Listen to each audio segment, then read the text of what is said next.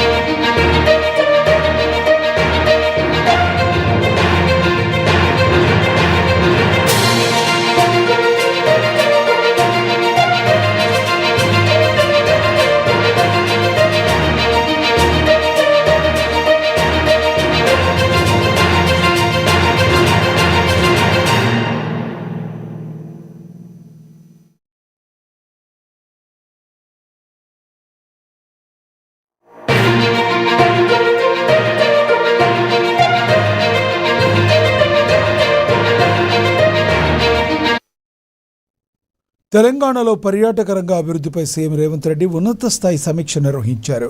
ఈ సమావేశంలో సీఎం సలహాదారు రామకృష్ణారావు, ప్రభుత్వ ప్రత్యేక ప్రధాన కార్యదర్శి జయేష్ రంజన్, పర్యాటక శాఖ కార్యదర్శి Vani Prasad, tourism corporation MD Gautami తదితరులు పాల్గొన్నారు.